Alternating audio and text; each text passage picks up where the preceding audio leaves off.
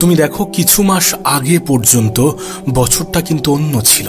এই তো কিছু মাস আগে জানুয়ারি এসেছিল, আমরা প্রতিজ্ঞা করেছিলাম যে এবার নিজেকে পরিবর্তন করে ফেলব, সমস্ত খারাপ জিনিসগুলো ছেড়ে দেব, নিজেকে পরিবর্তন করে ফেলব।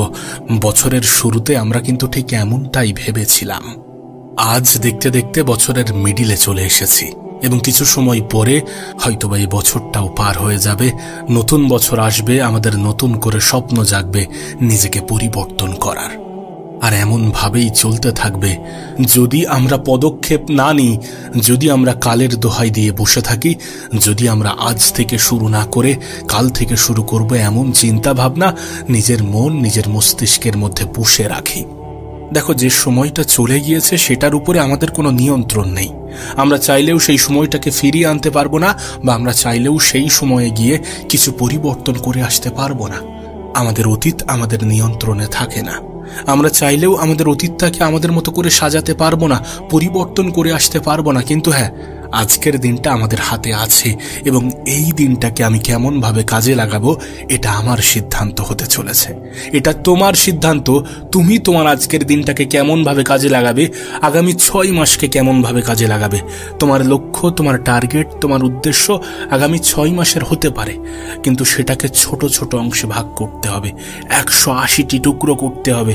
প্রত্যেক দিন নিজেকে ছোট ছোট টার্গেট দিতে হবে এবং সেই লক্ষ্য পূরণ না হওয়া পর্যন্ত সেই দিনের মেহনত যেন না থামে, সেই দিনে বিশ্রামের কথা, সময়ের অপচয়ের কথা যেন মাথায় না আসে।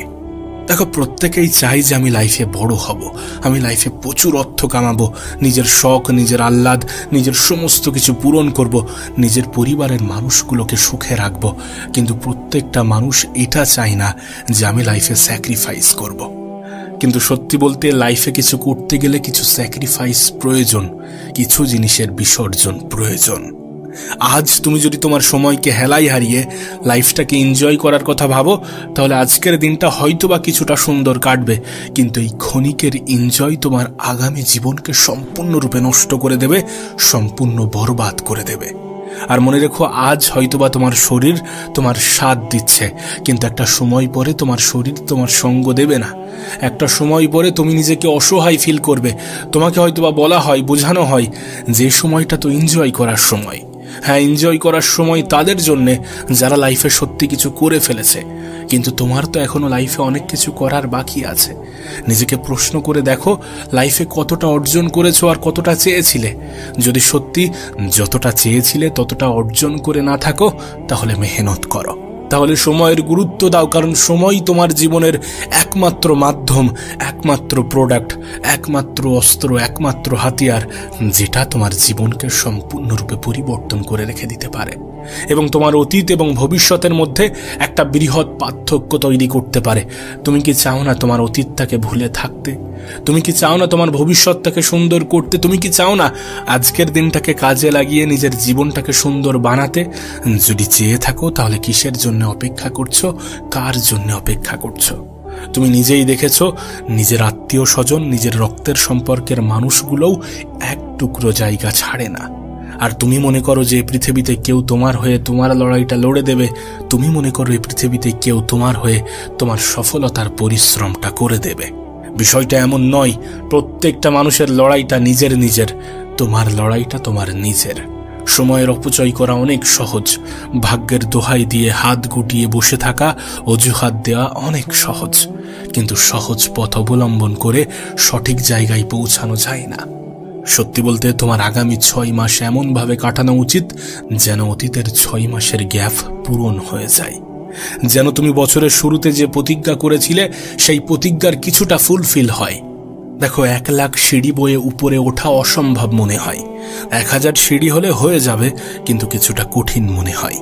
কিন্তু যখন তুমি 1 লাখ সিঁড়ির দিকে তাকাবে, তখন একটা সিঁড়ি কতটা যে সহজ মনে হবে সেটা তুমি নিজেও জানো। এটা বলার অর্থ যে প্রত্যেকটা দিন নিজের লক্ষ্য, নিজের টার্গেটকে ভেঙে নেওয়া। তোমার লক্ষ্য হতে পারে 6 মাসের, তোমার লক্ষ্য হতে পারে 1 বছরের, কিন্তু প্রত্যেকটা দিন নিজের একটা টার্গেট তৈরি করা এবং সেটাকে ফুলফিল করা তোমার দায়িত্ব, তোমার কর্তব্য। আর তুমি যদি এমনভাবে নিজের জীবন কাটাতে শুরু করো, তুমি যদি সত্যি এমনভাবে নিজের জীবনে পরিবর্তন আনতে পারো, তাহলে আগামী 6 মাসের মধ্যে তুমি তোমার দেশের সেই 5% মানুষের অন্তর্ভুক্ত হয়ে যাবে যারা প্রত্যেক বছরে নিজের মধ্যে পরিবর্তন আনে। আর না হলে বাকি ওই সকল মানুষদের মতো হয়ে যাবে যাদের কাছে প্রত্যেকটা বছর এইভাবেই অতিক্রম হয় যে না কিছু করব, কিছু শুরু করব, কিন্তু প্রত্যেকবার তারা ভুলে যায়। যদি তুমি সামান্য প্রচেষ্টাও করে থাকো, তাহলে তুমি তোমার দেশের 10% মানুষের মধ্যে চলে আসবে যারা প্রত্যেক বছর নিজেকে ইমপ্রুভ করার কথা ভাবে এবং করেও থাকে। সত্যি কথা বলতে, তুমি যদি নিজের জীবনে পরিবর্তন আনতে চাও, তাহলে নিজেকে প্রশ্ন করতে হবে যে তুমি কি করতে চাও এবং কোনগুলো তোমার জন্য ক্ষতিকারক, কোনগুলো তোমার জন্য উপকারী। যেগুলো ক্ষতিকারক সেগুলো থেকে নিজেকে দূরে রাখতে হবে, যেগুলো তোমার জন্য প্রয়োজনীয় সেগুলোকে নিজের জীবনের অংশ বানাতে হবে। যখন তুমি প্রশ্ন করবে নিজেকে, তখন তুমি নিজের বিষয়ে জানতে পারবে, নিজের দুর্বলতাগুলোকে আরো ভালোভাবে বুঝতে পারবে। দেখো, প্রত্যেকটা মানুষের কিছু প্রশ্ন থাকা উচিত নিজেকে নিয়ে, যে আমি লাইফে কি করতে চাই ঠিক আছে, কিন্তু কতদিনে করতে চাই। কতদিনে করতে চাই তো ঠিক আছে, কিন্তু সেটা করার জন্য আমাকে কি কি স্যাক্রিফাইস করতে হতে পারে। এই সকল প্রশ্নগুলো যখন তুমি করবে এবং নিজে থেকে যখন সেই উত্তরগুলো ভেসে আসবে তোমার মনে, তখন তুমি বুঝে যাবে তোমার কোনটা করা উচিত এবং কোনটা করা উচিত নয়, কোন পথে চলা উচিত এবং কোন পথে চলা উচিত নয়, কতটা সঙ্গ তোমার জন্য ক্ষতিকর এবং কতটা সঙ্গ তোমার জন্য উপকার। সত্যি বলতে, তোমার 6 মাসের মেহনত 6 বছরের সমানও হতে পারে। পার্থক্য শুধু এটা, সেটা করার জন্য তুমি কতটা স্যাক্রিফাইস করতে পারবে, সেটা কতটা তুমি মন থেকে করতে চাও, সেটা করার জন্য কতটা খারাপ জিনিস থেকে নিজেকে দূরে রাখতে চাও। এই পৃথিবীতে বিভিন্ন জিনিসের নেশা আছে। সফল ব্যক্তিগুলো এক ধরনের নেশা করে, আর সেটা হচ্ছে পরিশ্রমের। তুমি আমাকে বলতে পারো যে পরিশ্রম প্রত্যেকটা মানুষই করে, একজন দিনমজুরও পরিশ্রম করে, একজন কৃষকও পরিশ্রম করে, কিন্তু পরিশ্রমের মধ্যে পার্থক্য আছে। যদি তুমি ঘড়ি দেখে মেহনত করো, তাহলে তুমি ঠিক ততটাই পাবে যতটা তোমার জন্য প্রয়োজনীয়, অথবা তার থেকেও কম।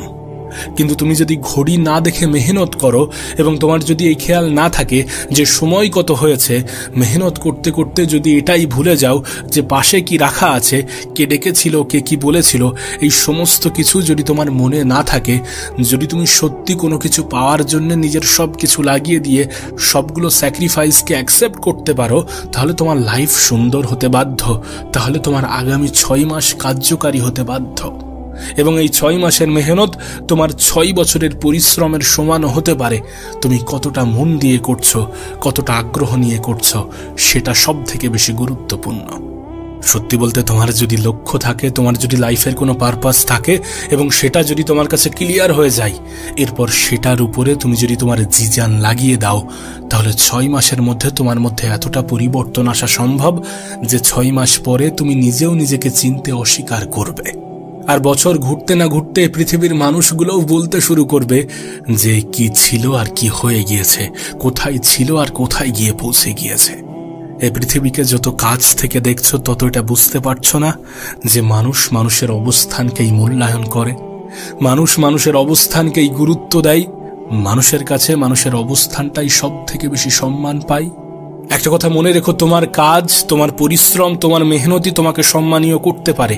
তোমার কাজ, তোমার পরিশ্রম, তোমার মেহনতি তোমার সুনাম ছড়াতে পারে। তাই মেহনতের কোনো বিকল্প হয় না, সফলতার কোনো শর্টকাট হয় না। এটা নতুন কোনো শব্দ নয়, কিন্তু এটা বলাটা প্রয়োজনীয়। আমরা মনে করি যে স্মার্টলি কাজ করব, অল্প সময় কাজ করব আর হয়ে যাব। যেখানে পৃথিবীর সব থেকে ধনী ব্যক্তিরা দিনে 15-16 ঘন্টা করে মেহনত করছে, সেখানে তুমি আমি অল্প মেহনত করে অনেক কিছু পেয়ে যাব, এমনটা কিভাবে ভাবছো? হ্যাঁ, তুমি ভাবতে পারো যে আমি তো লাইফে অত বড় হতে চাই না, কিন্তু এখানে একটা কথা মনে রাখাটা প্রয়োজন যে সে লাইফে এত কিছু অর্জন করার পরেও এতটা মেহনত করছে, আর আমরা তো এখনো লাইফে কিছুই করতে পারিনি। তাহলে আমাদের কতটা মেহনত করাটা প্রয়োজন? পরিশ্রম তো করতেই হবে। যদি মালিক হতে চাও, তাহলে গোলামের মতো তো খাটতেই হবে। দেখো, সোশ্যাল মিডিয়া তোমার জন্য যতটা উপকারী, ততটাই তোমার জন্য ভয়ঙ্কর। এটা তোমার জীবনকে সুন্দরও করতে পারে, আবার তোমার জীবনকে ধ্বংসও করতে পারে। তুমি নিজেকে প্রশ্ন করে দেখো না, দিনের কতটা সময় তুমি সোশ্যাল মিডিয়াতে কাটাও, কতটা সময় ইউটিউবে কাটে, কতটা সময় ফেসবুকে, কতটা সময় ইনস্টাগ্রামে, আর কতটা সময় হোয়াটসঅ্যাপে। যখন তুমি এই সকল বিষয়গুলোকে ক্যালকুলেট করতে বসবে, তখন তুমি এটা অনুভব করবে যে সময় কোথায় ব্যয় হচ্ছে, কিভাবে কতটা সময় অপচয় হচ্ছে। আদৌ সময়কে তুমি কাজে লাগাচ্ছ নাকি অপচয় করছো? নিজেকে প্রশ্ন করো, সময়কে কি কাজে লাগানো প্রয়োজন নয় যদি নিজের জীবনকে পরিবর্তন করতে চাই? নিজেকে প্রশ্ন করো যে পৃথিবীতে যারা বড় কিছু হয়েছে, যারা সত্যি নিজের স্বপ্ন পূরণে সক্ষম হয়েছে, যারা সত্যি লাইফে অনেক কিছু অর্জন করেছে, তারা কি এমন স্পেশাল করেছে? তাদের স্পেশালিটি যে তারা তাদের সময়কে কাজে লাগিয়েছে। তারা তাদের ভবিষ্যৎকে গুরুত্বপূর্ণ মনে করেছে, অতীতকে ভুলে গিয়ে নিজের বর্তমানকে কাজে লাগিয়েছে, সময়ের অজুহাত দেওয়া বন্ধ করেছে, সময়কে হেলায় হারানো বন্ধ করেছে। আজ নয় কাল করব এমন চিন্তা ভাবনাগুলো ছেড়ে দিয়েছে। আমাদেরকেও ঠিক এমনটাই করতে হবে। এই যে আজ নয় কাল, কাল নয় পরশু, এই চিন্তা ভাবনা আমাদের জীবনকে ধ্বংস ছাড়া আর কিছুই করবে না, আমাদের ভবিষ্যৎকে নষ্ট ছাড়া আর কিছুই করতে পারে না। দয়া করে নিজের গত 6 মাসের মতো নিজের আগামী 6 মাসটাকে কাটিও না। নিজের গত 6 মাসকে যেমনভাবে কাটিয়েছ, আগামী 6 মাস যদি তুমি এমনভাবেই কাটাও, তাহলে তোমার জীবনে কখনোই পরিবর্তন আসা সম্ভব নয়। এখনো সময় আছে, নিজেকে বদলাও। এখনো সময় আছে, লাইফে ডিসিপ্লিন আনো, কারণ লাইফে সব থেকে বেশি প্রয়োজন ডিসিপ্লিন। যেটা করব মানে করব। প্রত্যেকটা দিনের একটা টার্গেট থাকবে, সেই টার্গেট, সেই লক্ষ্য পূরণ না হওয়া পর্যন্ত সেই দিন আমি মেহনত করে যাব। এমন চিন্তাভাবনা, এমন থট প্রসেস নিজের মধ্যে ডেভেলপ করো। এমনভাবে নিজের জীবনকে অতিক্রম করো না যে লাইফের কোনো নির্দিষ্ট লক্ষ্য নেই। যেদিন থেকে তুমি এটা বুঝে যাবে যে পৃথিবীতে কোনো কিছুই ফ্রি নয়, সেদিন থেকে তুমি তোমার সময়ের অপচয় করা বন্ধ করে দেবে। এবং সত্যি বলতে এটাই বাস্তব যে পৃথিবীতে কোনো কিছুই ফ্রি নয়। তুমি যেটা করছো, যেটা দেখছো, সেখানে সময় লাগছে। আর সময়ের থেকে বড় কোনো সম্পদ হয় না। যেখানে তোমার জীবনের সব থেকে বড় সম্পদ অপচয় হচ্ছে, কিভাবে ভাবতে পারো যে এটা তোমার জন্য ফ্রি? সোশ্যাল মিডিয়া তোমার সময়কে কেড়ে নেয়, ফাস্টফুড তোমার হেলথকে নষ্ট করে, নোটিফিকেশন তোমার অ্যাটেনশনকে মেরে ফেলে, এবং কমফর্ট জোন তোমার ভবিষ্যৎকে ধ্বংস করে। যেদিন থেকে তুমি এটা বুঝে যাবে যে পৃথিবীতে কোনো কিছুই ফ্রি নয়, সেদিন থেকে তুমি তোমার সময়ের কদর করতে শুরু করবে। আর দিন শেষে এটা মনে রাখাটা গুরুত্বপূর্ণ যে সময়ের থেকে বড় কোনো সম্পদ নেই, সময়ের থেকে বড় কোনো উপহার নেই, সময়ের থেকে বড় কোনো বন্ধু নেই, সময়ের থেকে বড় কোনো শত্রু নেই। যদি তুমি তোমার সময়কে কাজে লাগাতে পারো, তাহলে সময়ই তোমার সব থেকে বড় বন্ধু। আর যদি তুমি তোমার সময়কে অপচয় করতে থাকো, তাহলে এই সময়ই হয়ে উঠবে তোমার সব থেকে বড় শত্রু। আর তুমি এটা সঠিক সময়ে বুঝে যাবে।